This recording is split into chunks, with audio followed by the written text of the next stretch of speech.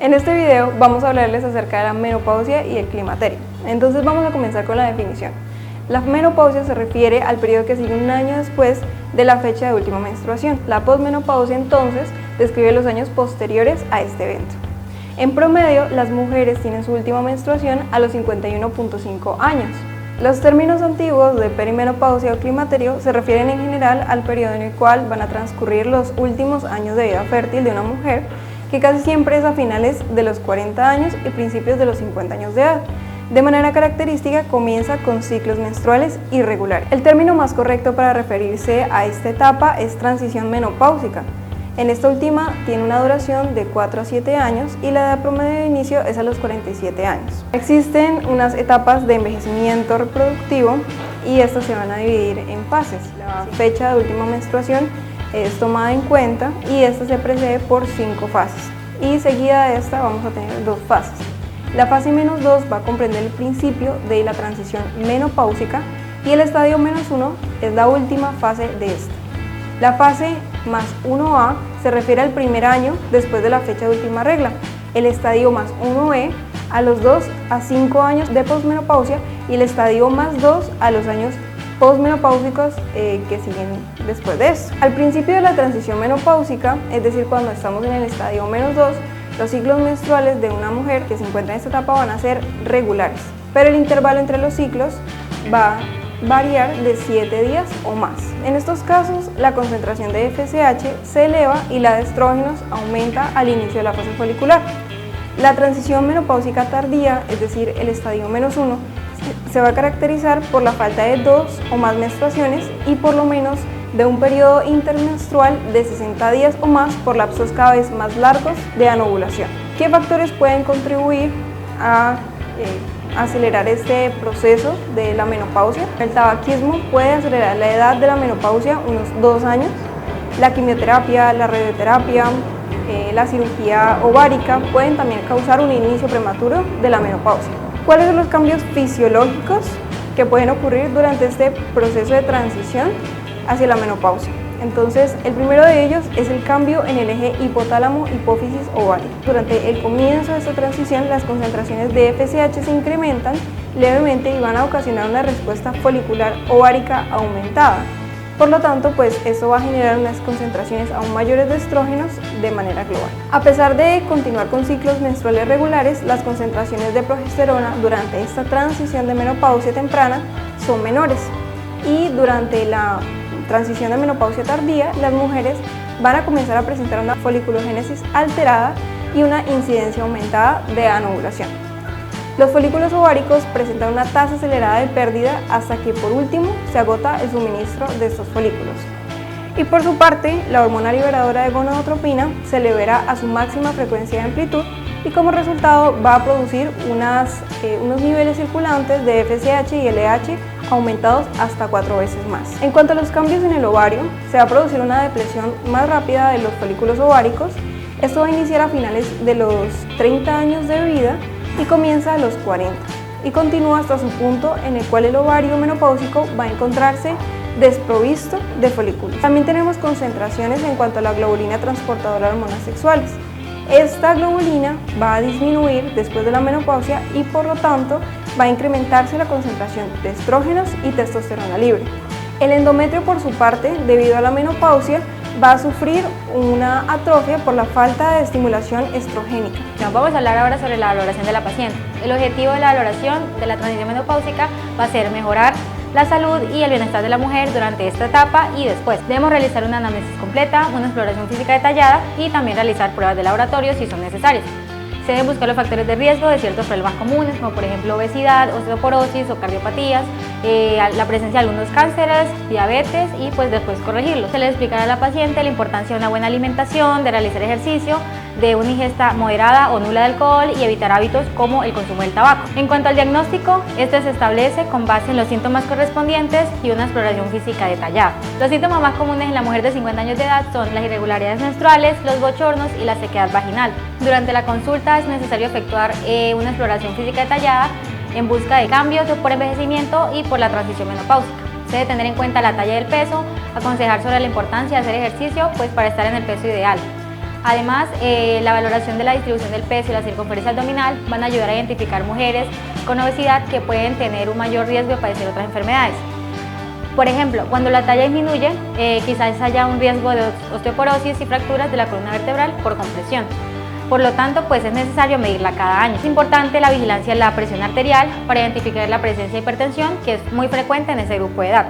También es importante valorar el estado psicosocial, ya que el médico pues debe interrogar sobre la presencia de depresión o ansiedad, el funcionamiento sexual y proporcionarle un cuestionario sencillo que permita valorar estos temas psicosociales. Deben tener en cuenta cambios en la piel porque pueden producirse por deficiencia de estrógenos, como por ejemplo puede ser el adelgazamiento de la piel o la aparición de las arrugas. Asimismo, hay diversas lesiones de la piel comunes en el envejecimiento y el fotoenvejecimiento. Por ejemplo, la presencia de nevos anormales o una exposición excesiva a la luz solar, por lo que hay que recomendar a la paciente que visite al dermatólogo. También tener en cuenta el tejido mamario y axilar, se debe inspeccionar y palpar. Asimismo, se debe buscar si hay secreción del pezón, si hay cambios en la piel, si hay inversión del pezón, si hay presencia de tumoraciones, entre otros. En cuanto a la exploración pélvica, la exploración de la vulva pues, va a permitir identificar en ocasiones pérdida del tejido conectivo, por lo cual debemos observar si hay cambios en los genitales externos, como por ejemplo los labios mayores reducen su tamaño, a veces los labios menores desaparecen por completo o incluso el introito se encoge. En cuanto a la exploración de la vulva, al examinarla pues se debe buscar si hay enrojecimiento, si hay atrofia o si hay cicatrices. En pacientes con dolor quizás haya tejido cicatrizal por una laceración o por una episiotomía previa, de pronto por partos traumáticos o alguna cirugía previa. Con frecuencia se identifican áreas específicas de hipersensibilidad al llevar a cabo una valoración metódica de la vulva. ¿Qué podemos encontrar en la valoración vaginal? Bueno, aquí podemos observar un conducto vaginal estrecho, un epitelio vaginal delgado. El aspecto clásico en una atrofia vaginal va a ser la pérdida de rugosidades, una mucosa seca y pálida. Vamos a encontrar un epitelio a menudo fiebre, vamos a encontrar hemorragias submucosas en forma de petequias.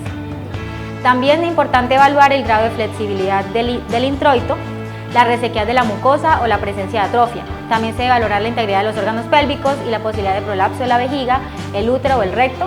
¿Cómo hacemos esto? Le pedimos a la paciente que realice una maniobra de Valsalva y observamos si hay abultamiento por un cistocele, un prolapso cervical o vaginal. Por último, en cuanto a las pruebas de laboratorio, es importante medir las concentraciones de estrógenos. Estas pueden ser normales, pueden estar elevadas o estar reducidas, según sea la fase de la transición menopáusica. Dichas concentraciones son muy reducidas o indetectables solo durante la menopausia. Además, el conocimiento de estos valores es muy útil para valorar la respuesta al tratamiento hormonal. Ahora, hablando de la terapia hormonal, primero tenemos que recordar algunos antecedentes y algunas controversias que se han presentado con el mismo. Antiguamente se administraba terapia hormonal a todas las pacientes pensando que iba a haber un efecto benéfico y que su calidad de vida iba a mejorar sin duda. Sin embargo, con posteriores estudios se han presentado algunas incompatibilidades que se deben estudiar. También es importante que hablemos sobre la tendencia de la administración temprana de estrógenos. Hacia el inicio de la década de los 70 se reveló que existía una conexión entre el cáncer endometrial y la sustitución con terapia androgénica. Los investigadores observaron en estos estudios realizados que existía un riesgo hasta 4 o 5 veces mayor de padecer este cáncer en las usuarias de estrógenos. Entonces, como resultado a estas indicaciones, la FDA de Estados Unidos ordenó incluir esta etiqueta importante en la información sobre el riesgo a toda paciente que se administre esta terapia estrogénica hormonal. Los estrógenos se utilizan como un instrumento profiláctico. A inicio de la década de los 80 se añadieron una serie de terapias y de esquemas terapéuticos para reducir el riesgo de cáncer endometrial. Durante esta misma época, también algunos estudios demostraron que los estrógenos pueden prevenir la pérdida de la densidad ósea. Sin embargo, cada vez un número más alto de publicaciones aportaron un mayor peso a todo lo que es esta eficacia de la hormonoterapia para reducir también otros síntomas como son los vasomotores y también evitar y combatir algunas alteraciones como la atrofia vulvovaginal y también conservar la densidad mineral en efecto a nivel de todo el hueso. Hay una serie de estudios observacionales posteriores que concluyeron que los estrógenos previenen también arteriopatías coronarias, otras enfermedades como el Alzheimer. Sin embargo, como todos los estudios que están en constante reevaluación, hay algunos que se contraponían a dicha información. Por ende, es muy importante la actualización de toda la evidencia científica. Todos los pacientes que presenten esta sustitución de terapia hormonal pueden tener algunos riesgos potenciales, como la coronopatía, alguna enfermedad cerebrovascular, unas tromboembolias, aumento en la incidencia de cánceres principalmente de mama y de endometrio, también un índice global de muerte elevado y también aumento en la incidencia de la demencia senil y también en alteraciones cognitivas. Comprobado beneficios potenciales de esta administración de la terapia hormonal, sobre todo en la prevención del cáncer de colon y también mejorando la incidencia de fractura de cadera. Hablando ya del tratamiento hormonal de estrógenos, en esencia, este tratamiento es eficaz para tratar todo lo que son los síntomas vasomotores y es el único aprobado por la FDA.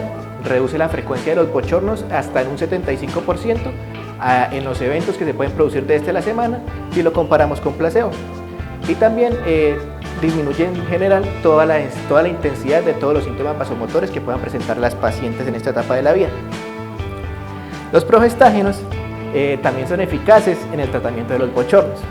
Las mujeres con alguna contraindicación para utilizar los estrógenos, pues como por ejemplo cuando tienen alguna trombofilia, alguna enfermedad tromboembólica venosa o un cáncer mamario, su uso también se puede ver limitado por algunos efectos adversos como una hemorragia vaginal, un aumento de peso y pues hay que tener en cuenta sus beneficios que van a ayudar a proteger contra la hiperplasia endometrial y también el cáncer causado por estrógenos en las mujeres que aún conservan el útero y que están presentando esta terapia de reemplazo hormonal. En cuanto a otro tipo de fármacos como los inhibidores selectivos de la recaptación de serotonina, los inhibidores selectivos de serotonina y también los inhibidores selectivos de la recaptación de noradrenalina, hay estudios clínicos comparativos que han estudiado que estos antidepresivos como la venlafaxina, la fluoxetina y la paroxetina tienen cierta mejoría en los síntomas de bochornos en las pacientes que recibieron este tratamiento, obviamente si lo comparamos con placebo. Por ende, es una alternativa interesante en pacientes en los que está contraindicado el uso de estrógenos o que simplemente no desean recibir una terapia hormonal. Vamos a empezar a hablar acerca de los síntomas de la menopausia y el tratamiento. Existen 4 síntomas principales, dentro de los cuales tenemos los síntomas vasomotores, vaginales, insomnio y cambios en el estado de ánimo. Los síntomas vasomotores van a afectar a la mayoría de las mujeres durante lo que es la transición a la menopausia y representan pues el principal motivo de consulta, aunque su gravedad, frecuencia y duración va a variar mucho entre lo que es una mujer a otra. Estos síntomas se describen como una oleada de calor que se extiende por el torso hacia la cara y que se acompaña con frecuencia de enrojecimiento cutáneo y transpiración. Luego pues puede aparecer una sensación de escalofrío como consecuencia de lo que es la caída de la temperatura corporal y también van a aparecer lo que son los sofocos y la sudoración nocturna. La terapia hormonal va a ser el tratamiento de elección de los síntomas vasomotores. Cuando hablamos de los síntomas urogenitales, tenemos que tener en cuenta que presentan un inicio relativamente tardío y lento. Es la segunda causa más frecuente tras los sofocos de consulta de una mujer con sintomatología climatérica y pues se pueden manifestar como una sensación de sequedad o de quemazón, también con dispareunia, desinterés sexual, prurito, secreción abundante y maloliente, sangrado poscoital, sensación irritativa con la misión, sensación de urgencia y frecuencia urinaria. Inclusive podemos encontrar pacientes con infección del tracto urinario, con incontinencia de urgencia o con prolapso genital.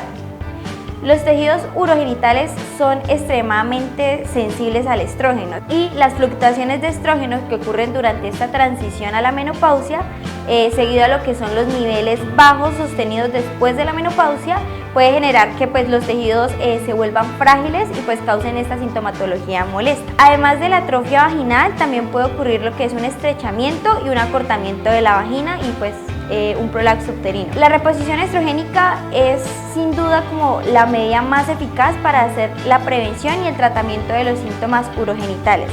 Se pueden utilizar estrógenos sistémicos o vaginales, aunque pues se recomiendan los estrógenos de aplicación local y pues se pueden administrar en dosis muy bajas. Es importante que tengamos en cuenta que si la paciente conserva el útero es necesaria la utilización concomitante con progestágenos. Las mujeres que tengan síntomas de atrofia urogenital pues van a necesitar tratamientos a largo plazo Nos hablaban diversos artículos acerca de los lubricantes y humectantes de venta libre que pues van a ser efectivos para los síntomas más leves. Sin embargo, para aquellos que tengan, digamos, unos síntomas más severos, el tratamiento hormonal es como el pilar. Las mujeres reportan más problemas para dormir a medida que entran en la transición menopáusica. La naturaleza de la alteración del sueño puede ayudar a guiar al médico hacia el tratamiento adecuado. Puede que esta alteración del sueño se deba a despertares por sudores nocturnos, por alteración en el estado de ánimo, particularmente, digamos, si la paciente sufre de ansiedad o de depresión. También puede experimentar dificultad para conciliar el sueño. Se puede considerar pues la utilización de terapia hormonal para mujeres con síntomas vasomotores. Se ha mostrado que un mayor riesgo de estado de ánimo depresivo existe durante la transición a la menopausia y un riesgo aproximadamente 3 veces mayor a desarrollar un episodio depresivo mayor durante lo que es la perimenopausia en comparación con la premenopausia. Dentro de los factores de riesgo para que una mujer presente un estado de ánimo depresivo en el momento de su transición está la ansiedad, los eventos estresantes en su vida cotidiana, la mala higiene del sueño, un índice de masa corporal alto, tabaquismo y ser afrodescendiente. Existe evidencia de que los cambios hormonales que ocurren durante la menopausia juegan un papel muy importante, como lo demuestra el aumento del riesgo de depresión en asociación con lo que es la variabilidad en los niveles de estradiol. También el aumento de los niveles de FSH, la menopausia quirúrgica, la presencia de sofocos y antecedentes del síndrome premenstrual. El tratamiento de primera línea de un episodio depresivo mayor puede incluir lo que es la psicoterapia, también antidepresivos o una combinación de los mismos. El tratamiento pues a menudo se va a adaptar a las preferencias del paciente y según pues la gravedad de la depresión. Entonces, un episodio más grave pues va a necesitar psicoterapia y farmacoterapia combinada, mientras que un episodio leve o moderado puede responder a la psicoterapia o a un solo antidepresivo.